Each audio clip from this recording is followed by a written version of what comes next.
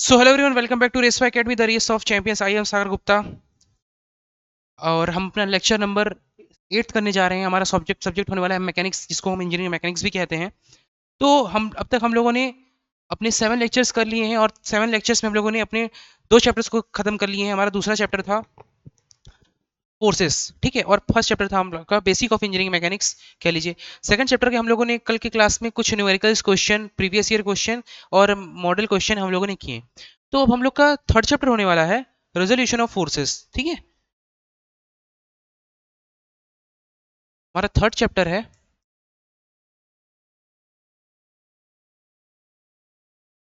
Resolution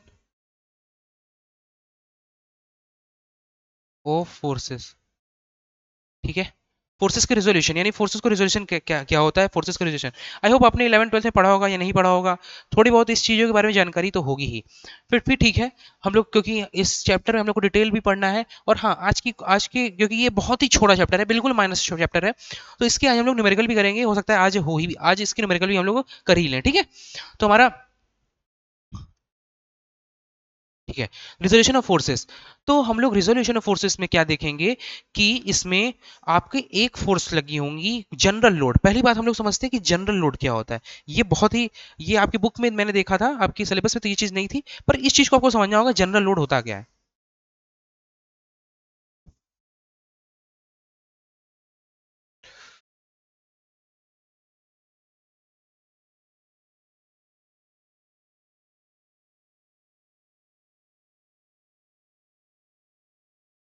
ठीक है, general load. अब देखिए जनरल लोड क्या होता है।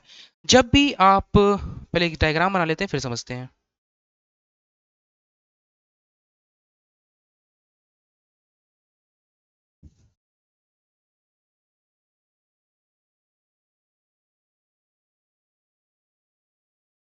ये है आपका जनरल लोड का एग्जाम्पल।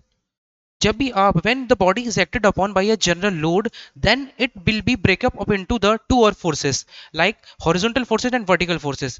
जैसे मान लीजिए, that is the meaning of resolution of forces। पहले जनरल लोड के बारे में समझते हैं कि मान लीजिए 1 मिनट, ठीक है।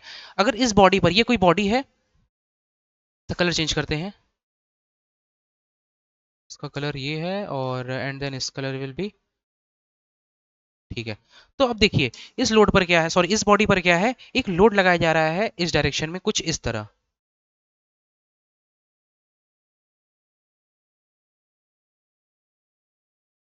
ठीक है सर, हमने लोड लगा दिया।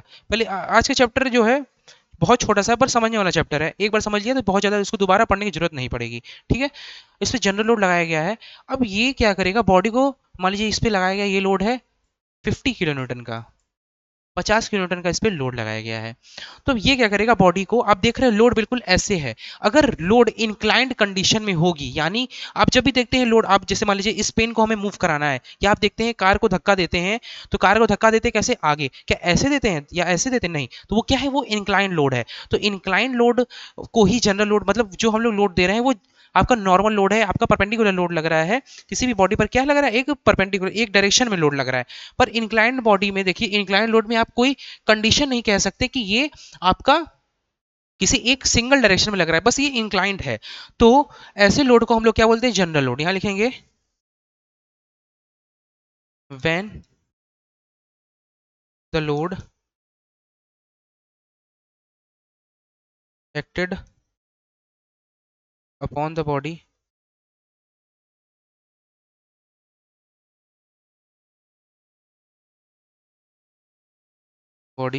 In the inclined condition,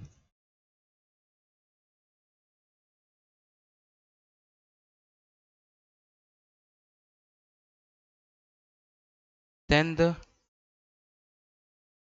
load is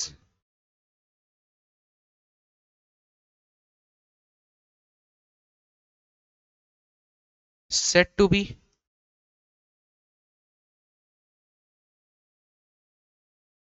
as the general load।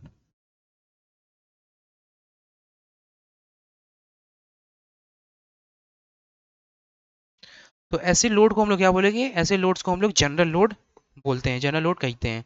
तो ये हो गया हमारे जनरल लोड। अब देखिए रिजोल्यूशन ऑफ फोर्सेस क्या होता है, हम लोग इस चीज को देखते हैं।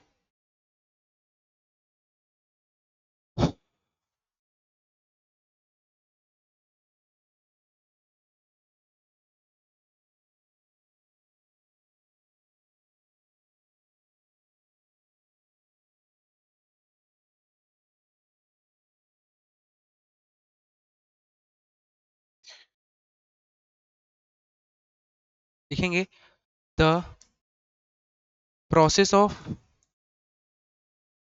स्प्लिटिंग ऑफ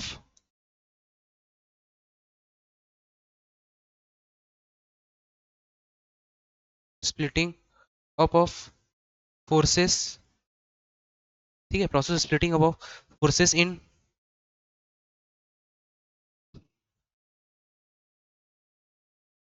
टू डायरेक्शन,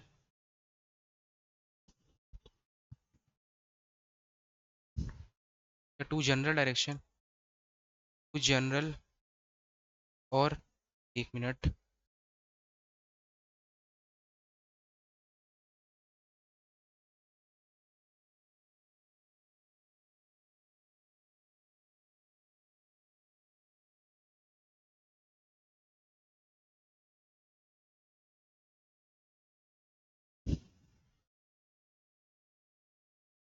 ठीक है, टू जनरल और वेल नोन डायरेक्शन, देन, ठीक है,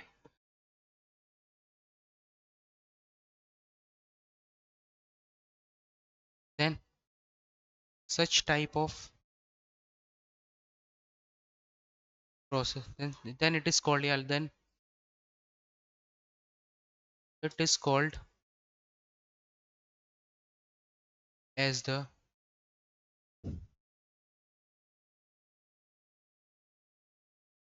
resolution of forces।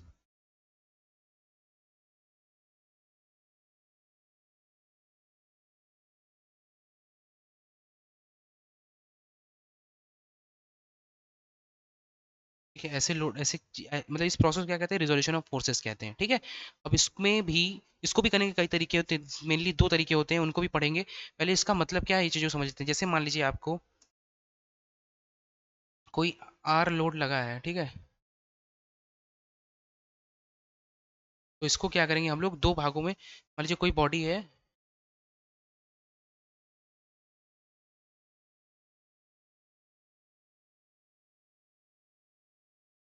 ठीक है,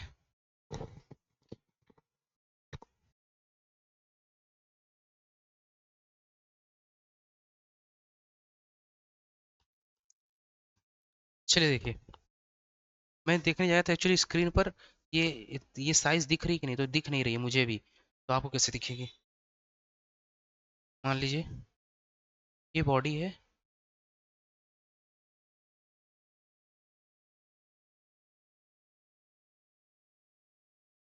या एक मिनट कुछ और ट्राई करता हूँ।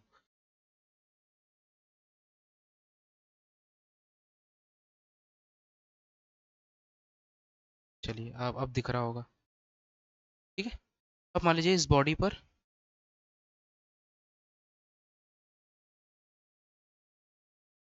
लोड लग रहा है कुछ इस तरीके से, ठीक है। तो इस बॉडी को क्योंकि ऐसे लोड लग रहा है, तो इसकी भी दो डायरेक्शन, क्योंकि ये लोड ब्रेक होगा, तो ये ब्रेक होगा कुछ इस तरीके से। बिल्कुल आराम आराम से चलते हैं, ज़्यादा हड़बड़ी नहीं। ये ब्रेक हुआ,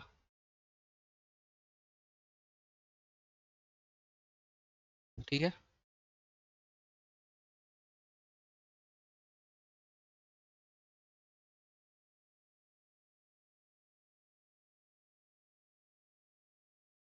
ठीक है।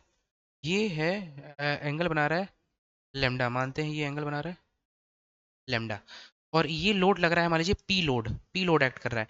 ये रिजोल्यूट होगा जब ये ब्रेक होगा, ये दो इसके दो कंपोनेंट टूटेंगे, ऐसा ऐसा हम लोग बातें में कहते हैं जनरल लैंग्वेज में। एक मिनट रुकिएगा,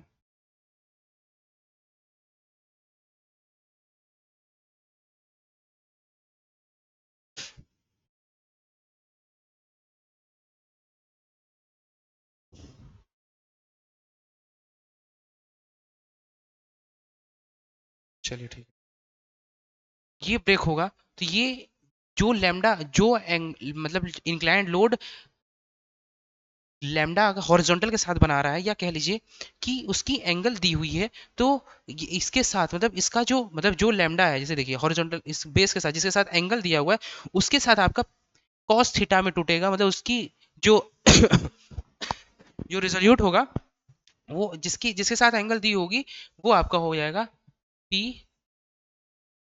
कॉस लेमडा, ठीक है। और वहीं आपका वर्टिकल में जाएगा, ये हो जाएगा पी साइन लेमडा,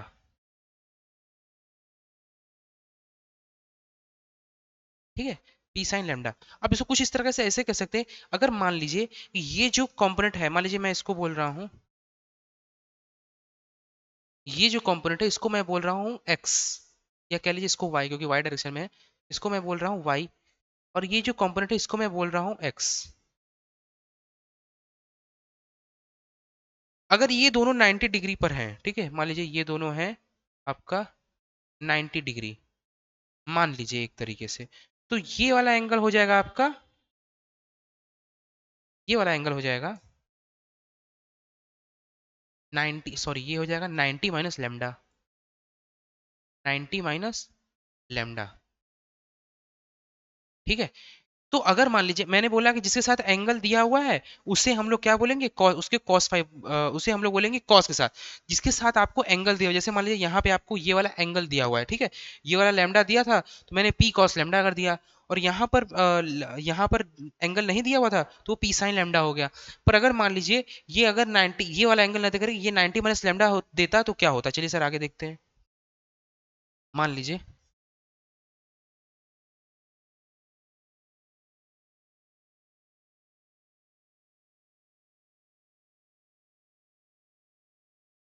कुछ इस प्रकार से हमें दिया हुआ है,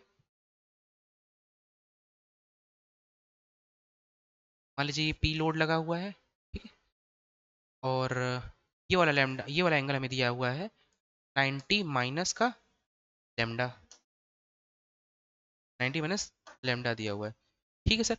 तो आप जैसा बता रहे थे कि जिसके साथ एंगल दिया हुआ है वो कॉस में आ जाएगा, तो इसको लिखेंगे पी कॉस लैम्डा, और ये वाला हो जाएगा आपका, सॉरी ये हो जाएगा, ठीक है, ये वाला मैं लिख रहा हूँ वाई एक्सिस वाला, ये है आपका वाई, ये है आपका एक्स, ठीक है, ये वाला हो जाएगा आपका पी कॉस 90 माइनस लैम्डा, और ये वाला हो जाएगा आपका, ठीक है, ये वाला हो जाएगा पी साइन 90 माइनस का लैम्डा। अब देख सकते हैं आपको फॉर्मूला पढ़ाया गया है, बचपन में ही आप लोगों ने इस फॉर्मूले को पढ़ा है, या आप नहीं याद है तो इस चीज़ को देखिए, साइन 90 माइनस लैम्डा क्या होता है, साइन 90 माइनस लैम्डा होता है कॉस लैम्डा, और कॉस 90 माइनस लैम्डा क्या होता है, साइन लैम्डा। यहाँ लिखेंगे साइन, कलर चेंज,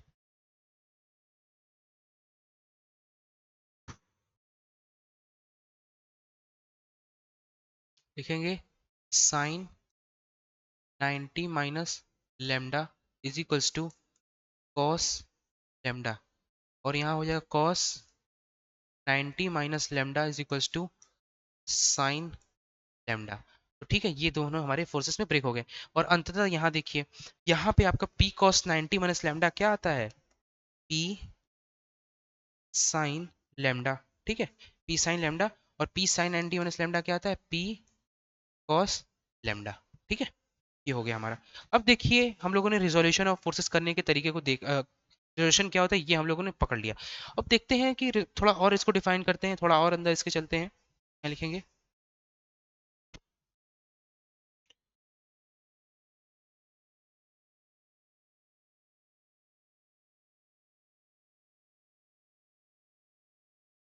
जो आपका रिजोल्यूशन ऑफ फोर्सेस होता है, रिजोल्यूशन ऑफ फोर्सेस ऐसा नहीं कि जैसे आप देख रहे हैं कि P, आप एज यू कैन सी यहाँ पे आप देख सकते हैं कि P वाला ब्रेक होता है P कॉस, ठीक है, पी कॉस लेमडा में, और पी वाला वर्टिकल डायरेक्शन में ब्रेक हो रहा है पी साइन लेमडा में। तो क्या ऐसे करने से पी की वैल्यू कम हो जाएगी, या उस पे लगने वाला लोड जो लग रहा है क्या उसका इफेक्ट कम हो जाएगा बॉडी पर? समझ रहे हैं क्या मैं कहना चाह रहा हूँ? देखिए, तो ऐसा नहीं होगा।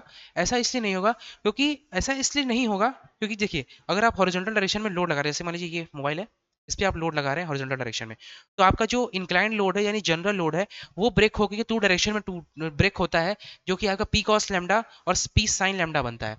तो रिजोल्यूशन ऑफ फोर्सेस में तो जो आपका हॉरिजॉन्टल लोड होता है और वर्टिकल लोड होता है, यहाँ लिखेंगे रिजोल्यूशन ऑफ फोर्सेस में due to splitting up of the general load into two direction,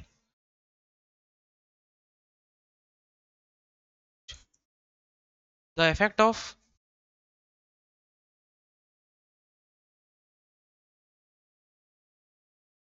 horizontal and vertical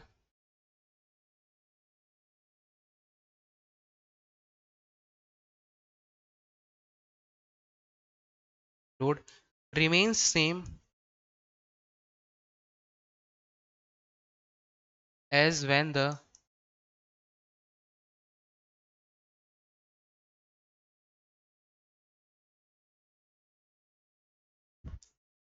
normal load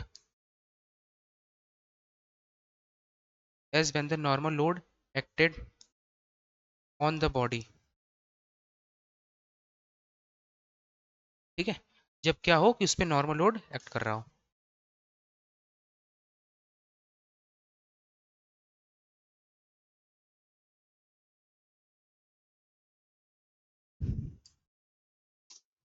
चलिए ठीक है, ये हमारा हो गया। अब कुछ इसके डेफिनेशन देखते हैं। नेक्स्ट टॉपिक क्या है हमारा? Method of resolution. ठीक है, रिजोल्यूशन करने के मेथड क्या क्या होते हैं, ठीक है।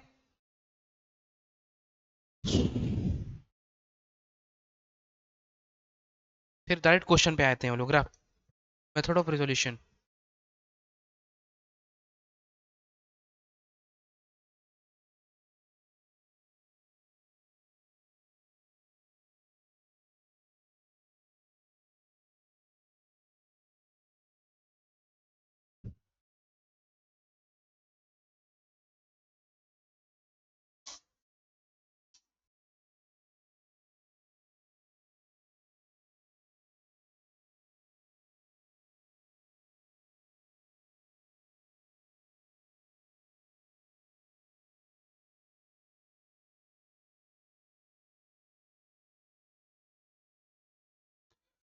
मेथड ऑफ रिजोल्यूशन क्या होता है कि हमें रिजोल्यूशन करने के दो मेथड दिए गए हैं, तो उन दो मेथड को हम लोग को समझना है। पहला मेथड होगा आपका, ठीक है, जो हमारा पहला मेथड होगा उस मेथड को बोलते हैं एनालिटिकल मेथड। ठीक है, और दूसरा मेथड होता है उसे बोलते हैं हम लोग ग्राफिकल मेथड। ठीक है, पहला एनालिटिकल, दूसरा ग्राफिकल। तो एनालिटिकल मेथड में हम लोग क्या करेंगे, पहला मेथड लिखते हैं,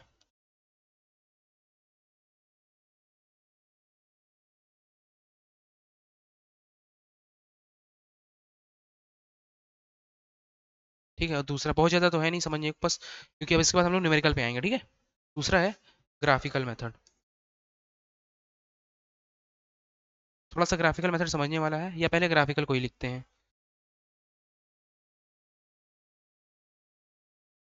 पहला लिखते हैं, पहले लिखेंगे कि देयर आर टू मेथड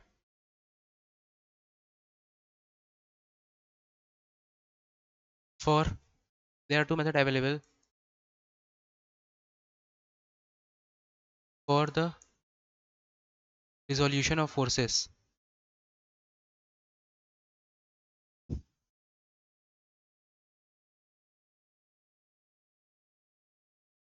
पहला मेथड है, और दूसरा, पहला हो जाएगा आपका ग्राफिकल मेथड, दूसरा हो जाएगा आपका एनालिटिकल मेथड।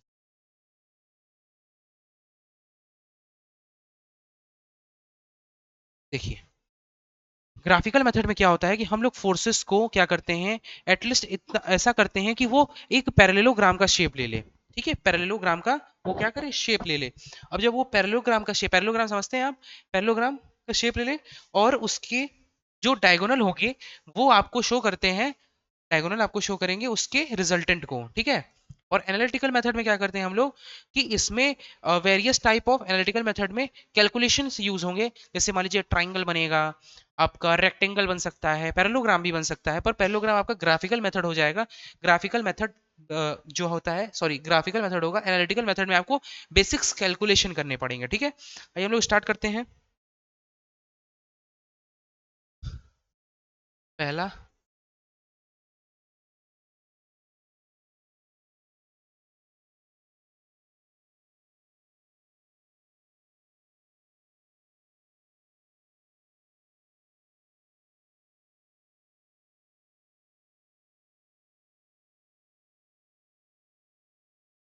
देखिए ग्राफिकल मेथड में क्या होगा, दिस मेथड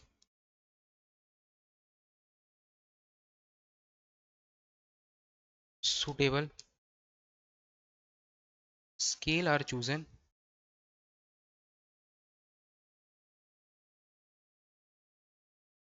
and, ठीक है, एंड द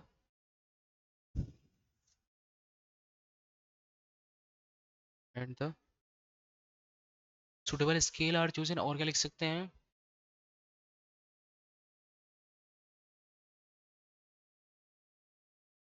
लेंथ ऑफ, ठीक है, suitable scale are chosen and length of forces drawn parallel parallel to the road on the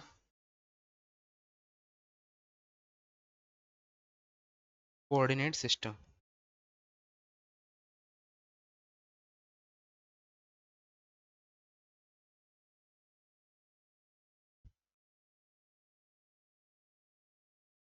ठीक है, ये हो गया हमारा एनालिटिकल मेथड हो गया। अब बात करते हैं जो हमारा नेक्स्ट टॉपिक क्या है, types of component of forces. ठीक है,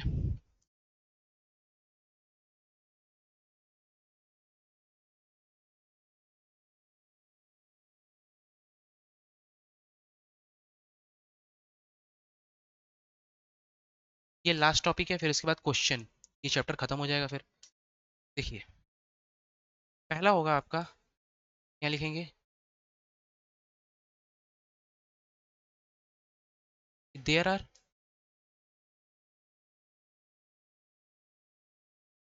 two methods,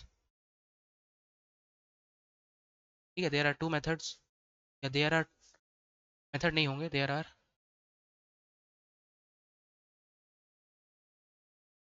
types of component of forces. ठीक है, लिख सकते हैं there are two methods available for the, to show, shows the component of forces.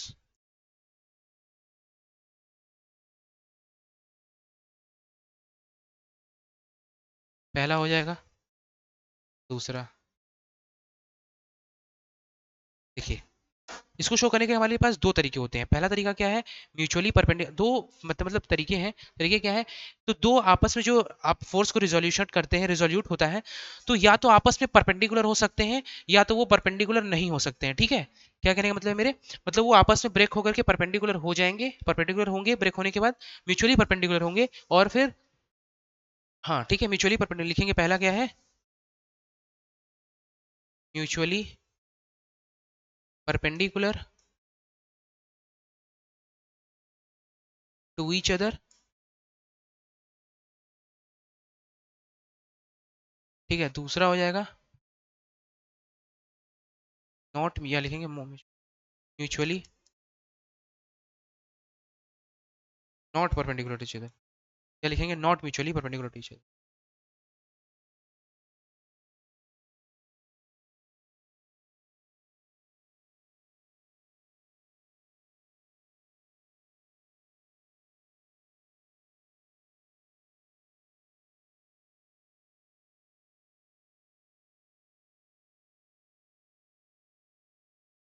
ठीक है, not mutually perpendicular to the each other. ये हो गया हम लोग को सर, समझ में आ गया। अब इसका मतलब क्या है, mutually perpendicular to each other का मतलब क्या है? देखिए देखिए, इसका मतलब ये है कि जब भी आप फोर्स, जैसे मान लीजिए ये फोर्स लगा, ठीक है, ये फोर्स लग रहा है, इंक्लाइंड लोड यानी जनरल लोड, अगर इसको आप ब्रेक कर रहे हैं, आप सर आप ठीक है मैंने ब्रेक भी कर दिया,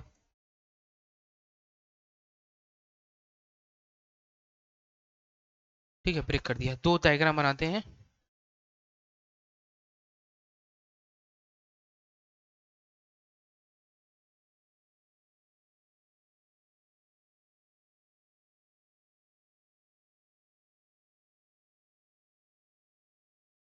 ठीक है ब्रेक कर दिया, और अगर मान लीजिए ये देखिए, एक मिनट,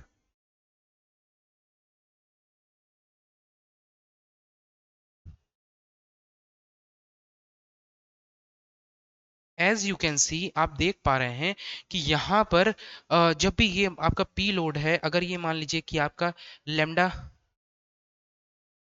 आपका पी लोड लेमडा पे इंक्लाइंड है हॉरिजॉन्टल से, तो ये जब आपका ब्रेक होगा तो ये पी कॉस लेमडा बना रहा है, ठीक है, ये होगा आपका पी कॉस लेमडा, ये वर्टिकल पे हो गया पी साइन लेमडा, और फिर यहीं पे ये भी वही काम करेगा, कोई बहुत काम नहीं, ये भी पी कॉस लेमडा,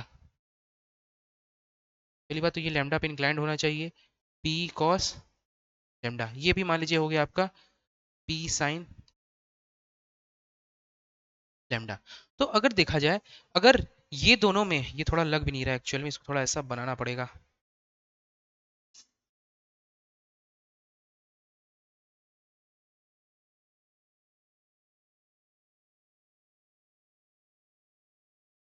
अगर मान लीजिए कि ये दोनों में आपस में, मतलब ये वाला जो पी कॉस लेमडा और पी साइन लेमडा आपस में परपेंडिकुलर टू ईच अदर हैं, यानी कि पी कॉस लेमडा परपेंडिकुलर है पी साइन लेमडा पे, ठीक है परपेंडिकुलर है, तो ये क्या हो जाएगा, mutually perpendicular to each other, ऐसे केस को क्या बोला जाएगा, mutually perpendicular to each other. पर यहीं देखा जाए कि पी कॉस लेमडा और पी साइन लेमडा आपस में परपेंडिकुलर नहीं है, तो ऐसे क्या बोलेगा, not mutually perpendicular to each other, यहाँ लिखेंगे P cos lambda and P sine lambda not perpendicular to each other, ठीक है, इसको काट देंगे ऐसे, यानी कि not perpendicular to each other, ठीक है, ये आप स्क्रीनशॉट ले सकते हैं, ले लीजिए।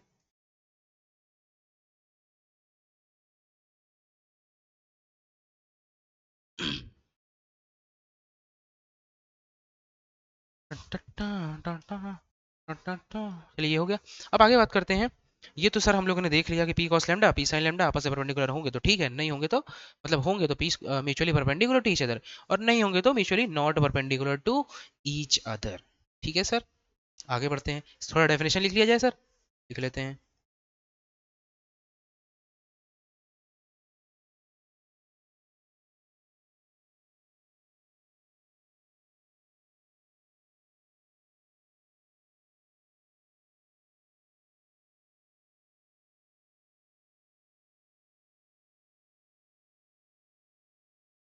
आज हम लोग न्यूमेरिकल भी करेंगे।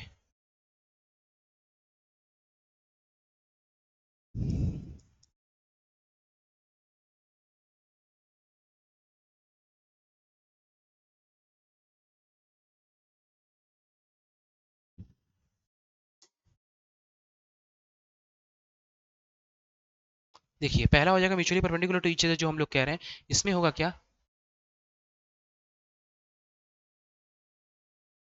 कि when the component of forces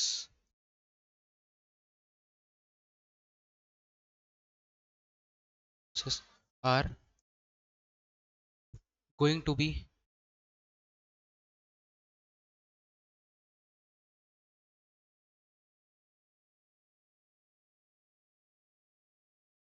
perpendicular to each other, then this case, yeah, this is called mutually perpendicular to, then it is, क्या लिखेंगे, then it is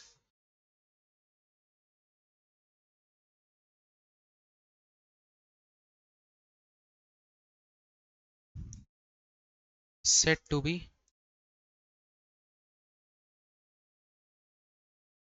mutually perpendicular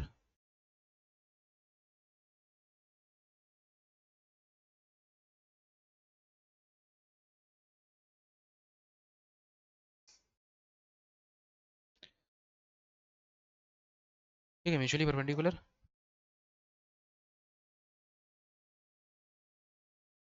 each other. ये हो गया सर, डेफिनेशन लिख लिया हम लोगों ने। अब बात करते हैं not mutually perpendicular to each other की। तो not mutually perpendicular to each other का मतलब यही होता है कि जब आपस में उसके component perpendicular to each other ना हो, यानी कि आपस में परपेंडिकुलर ना हो, ठीक है।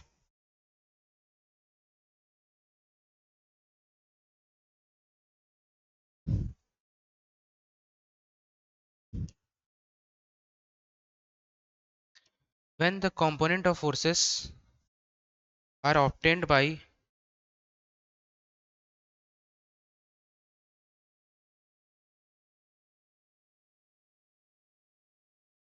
resolving the force, ठीक है, और obtained by resolving the force, obtained by resolving the force are not perpendicular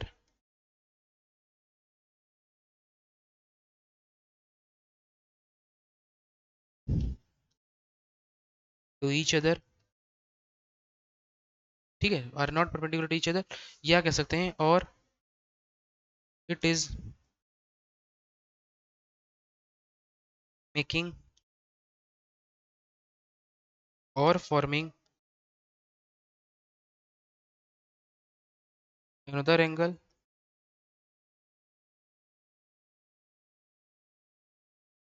other than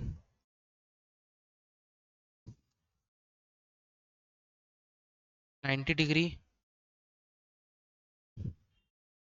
that is it is said to be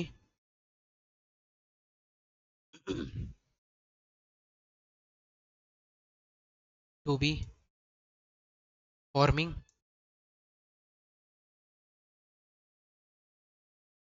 acute or obtuse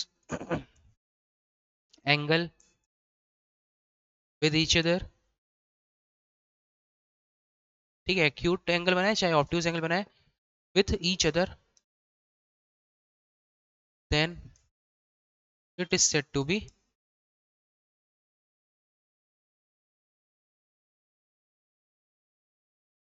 not mutually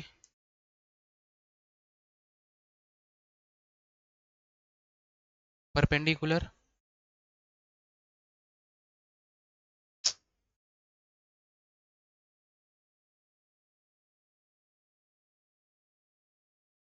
perpendicular to each other.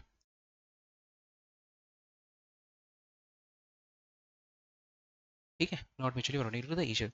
Sir ठीक है, देखिए अगर मान लीजिए force आपका ये लग रहा है, और अगर आपका कंपोनेंट रिजॉल्व होकर कुछ यूं हो जाता है, आपका कंपोनेंट कुछ ये रिजॉल्व होकर के यूं हो जाता है, तो आप देख पा रहे हैं। सर पहले ये बताइए एक्यूट और ऑब्ट्यूज का मतलब क्या होता है, एक मिनट बता रहे हैं।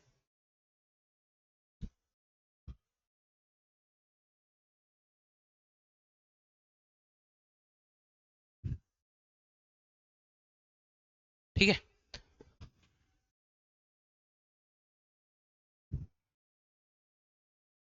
अब यहाँ पे क्या कह रहा है कि देखिए, यहाँ पर अगर आपका ये फोर्स एफ पी है, ये आपका फोर्स पी है, ये मान लीजिए आपका ये अल्फा नहीं लेमडा ही बनाते, लेमडा है, ये भी यहाँ पे पी, ये मान लीजिए P1 लोड है, या एक मिनट, इस लोड का नाम ही दे देते हैं, सबसे बेटर रहेगा।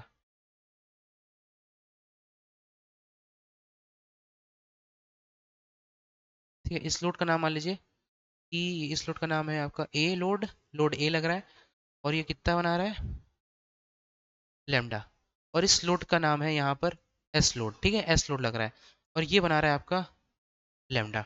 अब यहाँ पे ये हो जाएगा ए कॉस, ये आपको ब्रेक करने आना चाहिए, और ये हो जाएगा आपका एस कॉस लेमडा, और ये इसका वर्टिकल कंपोनेंट उठेगा, ये हो जाएगा S, sorry S sine lambda, ठीक है।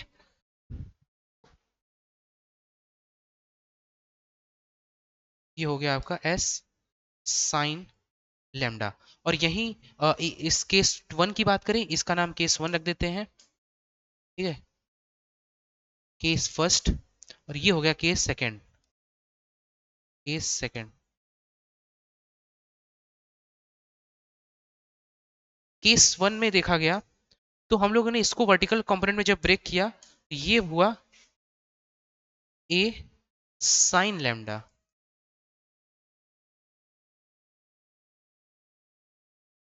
ए साइन लेमडा हो गया, ठीक है। ये हो गया आपका ए साइन लेमडा हो गया। तो ये ब्रेक हुआ, और जब ये देखा गया जो दो कंपोनेंट ब्रेक हुए इसके, मान लीजिए दो कंपोनेंट ये हुए, कॉस वाला, ये हो गया साइन वाला, तो अगर ये दोनों में एंगल, ठीक है, इन दोनों में एंगल जो है आप देख पा रहे हैं, ये आपका 90 से कुछ अलग है, 90 नहीं है कुछ और है सर, और 90 से ज्यादा ही लग रहा है। तो अगर कोई एंगल, अगर if theta is greater than 90 लिखेंगे, इफ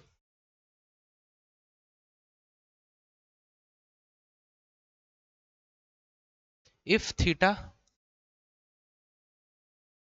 या लैम्डा लिखेंगे, if lambda is greater than 90 degree, then it is called, या then it is obtuse angle, ठीक है। और if lambda is smaller than 90 degree, then it is acute angle, ठीक है sir. ये समझ में आ गया। अगर आपके लेमडा की वैल्यू, अगर आपकी लेमडा की वैल्यू 90 से ज़्यादा है, ठीक है, if lambda value is greater than 90 then it is called as obtuse angle, if the value of lambda is less than 90 degree then it is said to be acute angle, ठीक है, यहाँ लिखेंगे।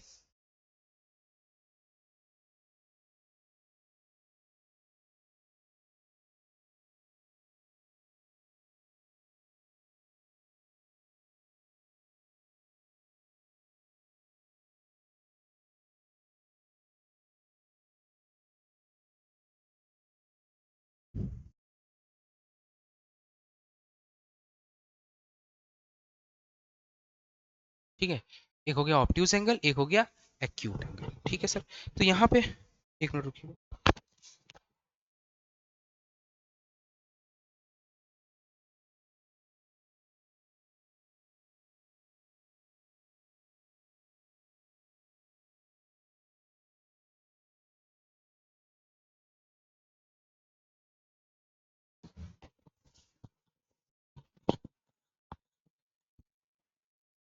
ये हो गया आपका ऑब्ट्यूज एंगल, ये हो गया एक्यूट एंगल। तो छोटा सा हम लोग क्वेश्चन एक कर लेते हैं, बहुत छोटा सा, फिर कल की क्लास में एक इसी चैप्टर का थोड़ा स्ट्रॉन्गेस्ट क्वेश्चन करेंगे। ये बस ये दे ही देते हैं अपने, आप खुद से सेल्फ बना देते हैं। मान लीजिए ये लोड लग रहा है आप पे, ठीक है, ये आपका लोड लग रहा है 100 किलोमीटर, बिल्कुल बेसिक सा 100 किलोमीटर का। ये आपका एंगल दिया हुआ है मान लीजिए 36 डिग्री, बहुत कैलकुलेटर का यूज़ करना होगा यहाँ पे। तो ये आपका क्वेश्चन ये है, ठीक है, इसको सॉल्व करेंगे, ठीक है। सॉल्यूशन इसका ये होगा कि 100 cos 36 इस जो इसका यहाँ लिखेंगे, find the horizontal and the vertical component of load, ठीक है। तो यहाँ पे आपका हॉरिजॉन्टल कंपोनेंट हो जाएगा 100 cos 36 डिग्री, और आपका वर्टिकल कंपोनेंट हो जाएगा 100 sin 36 डिग्री। तो अब इसको सॉल्व करिए आप, ठीक है, कमेंट में बताइएगा, ठीक है, कमेंट बताइएगा इसका वैल्यू क्या आएगा। मैं सॉल्व करके लिख देता हूँ, या ये आप कर लीजिएगा क्योंकि मैंने ब्रेक कर दिया, बस आपको इनकी वैल्यू लिख लेनी है। 100 है ये, 100 साइन 36 और 100 कॉस 36, इसकी वैल्यू आप लोग लीजिएगा। तो ठीक है, मिलते हैं नेक्स्ट वीडियो में, और बने रहिएगा रेसवा रेसवा एकेडमी के साथ। Thank you for today.